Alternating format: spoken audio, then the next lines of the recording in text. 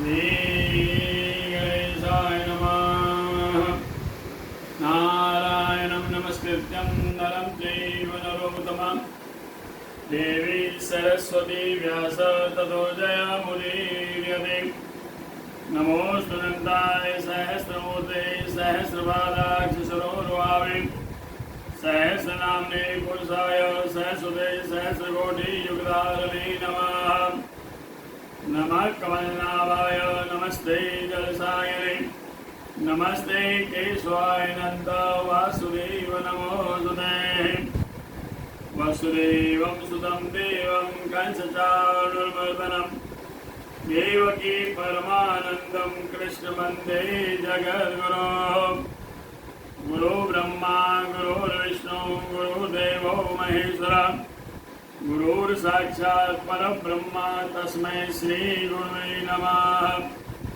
अतः श्री फाल्गुन मास शुक्ल पक्ष एकादशी वृद्धकथा प्रारभ्यते। श्री मानदाता उवाच। राजा मानदाता बोले हैं कि हे मुनिवर, अर्थात ब्रह्मा का पुत्र हे महाभाग, हे वशिष्ठ मुनि, यदि हमारे ऊपर आपकी कृपा है तो ऐसा व्रत कहो जिसे हमारा कल्याण हो। तो वशिष्ठ मुनि बोले कि हे राजन, रहस्य और इतिहास समेत सब फलों को देने वाला सब व्रतों से उत्तम व्रत मैं तुम्हें कह रहा हूँ। तो हे राजन, इस एकादशी का नाम आमल की एकादशी है। आमल की नामक एकादशी पापों का नाश करने वाली है, सब लोगों को मोक्ष देने वाली है। 1000 गौ दान देने का फल देने वाली। पुराने इतिहास का उदाहरण देता हूँ कि कैसे हिंसा में संलग्न व्याध मोक्ष को प्राप्त हुआ। दुष्ट पुरुष मनुष्य से भरा हुआ ब्राह्मण क्षत्रिय शूद्र सबसे शोभित वेदिश नाम का एक नगर था। महेंद्र साधु वह नगर बहुत ही सुंदर था। वेद ध्वनि में शब्दायमान था। उस पुर में नास्तिक तथा कुचाली मनुष्य को नहीं थे। उस पुर में चंद्रवंशी सस्यबिंदु नामक का विख्यात राजा हुआ। उसके वंश में सत्य प्रतिज्ञा वाला चैत्ररथ नाम का राजा उत्पन्न हुआ। तो श्रीमंत राजा में 10,000 हाथियों का बल था महाराज।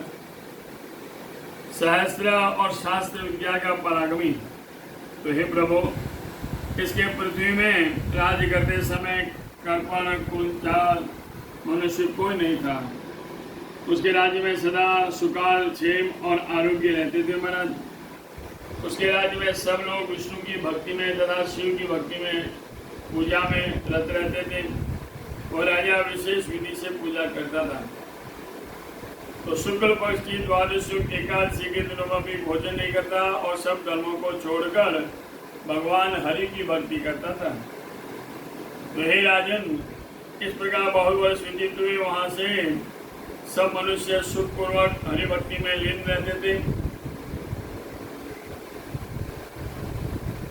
कुछ काल के बाद फागुन के शुक्ल पक्षी द्वादशी से युक्त आमल की नाम एकादशी आई। तो हे राजन, बालक बूढ़े सब लोग नियम को व्रत करने लगे। तो महाफल युक्त व्रत को जानकर राजा नदी के जल में स्नान करके सब लोगों को समेत देवालय में यानी मंदिर में गया। छत्र उपान युक्त तथा पंचरस युक्त दिव्य से सुशोभित गधे को स्थापित किया। तो हे ब्रह्म से पुत्र, हे धात्य आमल के वृक्ष, मैं सब पापों को नाश करने वाली है आमल की आपको नमस्कार है। मेरा अर्घ्य का जल ग्रहण करो। तुम ब्रह्म स्वरूप हो, तुम रामचंद्र द्वारा पूजी गई हो। प्रदक्षिणा करने से तुम मेरे सब पापों को दूर करो।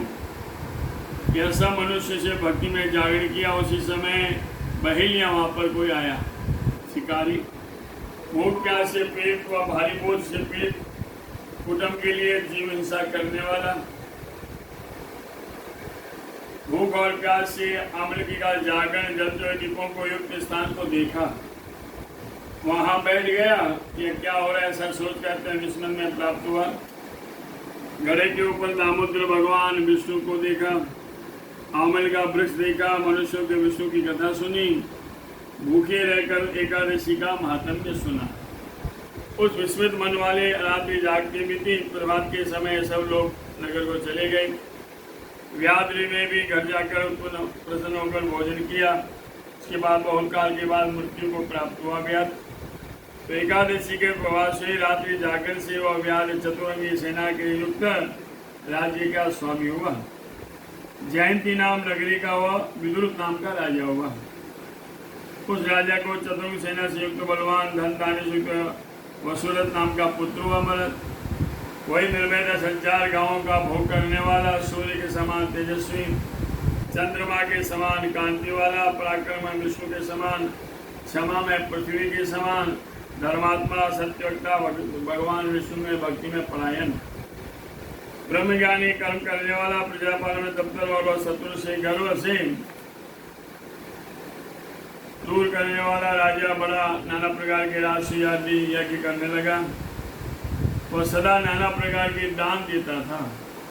तो एक बार शिकार को गया हुआ वह राजा देवयोग से रास्ता भूल गया।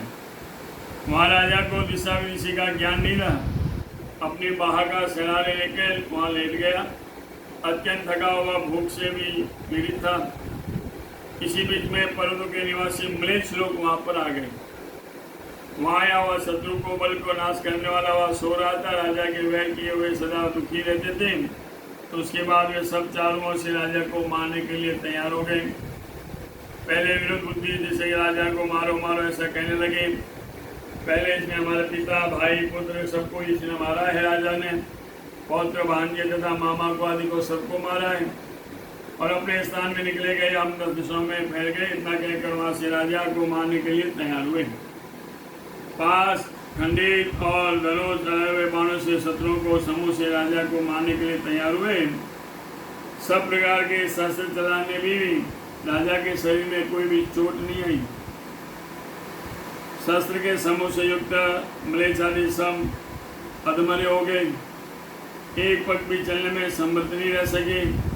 निश्चित म्लेच्छों के अब भी मौतरे लगे। जो राजा को मारने थे सब दीन हो गए। उसी समय उस राजा के शरीर के संपूर्ण अंगों को शोभायमान एक स्त्री प्रकट हुई। वह दिव्यांग गंध से शोभित, दिव्य आभरण भूषित, दिव्य माला पहनी हुई, वस्त्रों को धारण किए। क्रोध के मारे उसकी तेजी भोले हो रही थी। नेत्र से चिंगारें निकल रही थी। दूसरी काल रात्रि के समान वह स्त्री दिख रही थी। क्रोधित और हाथ में चक्कर लेकर म्लेच्छों को मार दौड़े। तब निमित्त कल्प के लगे हुए म्लेच्छ सब स्त्री के द्वारा मारे गए। तब राजा जागे, यह अद्भुत कर्म देखा। तो राजा म्लेच्छों को मारा देखकर आनंद को प्राप्त हुआ और कहने लगा कि मेरे बड़े वैरी म्लेच्छों को किसने मारा? हमारे हित को चाहने वाला कौन है जिसे भगवान कार्य किया? उसी आकाशवाणी। उसी समय आकाशवाणी विश्वजीव बैठे हुए राजा ने आकाशवाणी सुनी कि हे राजन, केशव भगवान के सिवा दूसरा कोई नहीं है।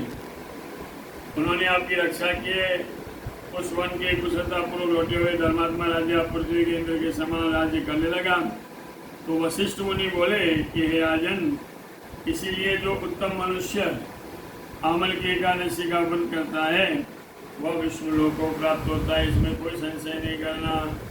जो भगवान इसकी कथा सुनता है वह 1000 गौदान देने का फल प्राप्त करता है। जय जय श्री ब्रह्मांड पुराणे फाल्गुन शुक्ल पक्ष एकादशी महात्म्य।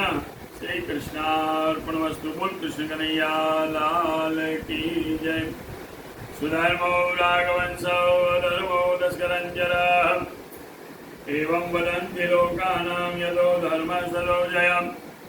यदैवारं च नक्षत्रं योगं करणमेव च पंचांगम सुनते नित्यम गंगा स्नानम फलम लभेत। आज आए करके ठाकुर जी ने फाल्गुन शुक्ल पक्ष एकादशी बुधवार मुख्य नक्षत्र सारे दिन का अमन की एकादशी व्रत सर्वे सर्वाह।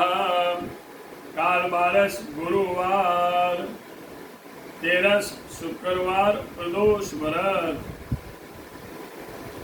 दूसरी 13 शनिवार, 14 रविवार, पूर्णिमा व्रत और होलिका दहन।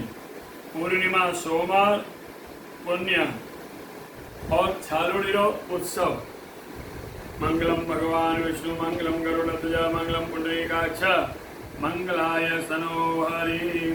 होलिका दहन है 10:30 के बाद रात में, और टीके का समय है प्रातः 9:30 पहला, 9:30 रात 10:30 तक भद्रा। ये अवस्था होलिका दहन 10:30 के बाद है। मंगलम भगवान विष्णु मंगलम गरुड़ध्वज मंगलम पुंडरीकाक्ष मंगलाय स्तनो। बोल कृष्ण कन्हैया लाल की जय।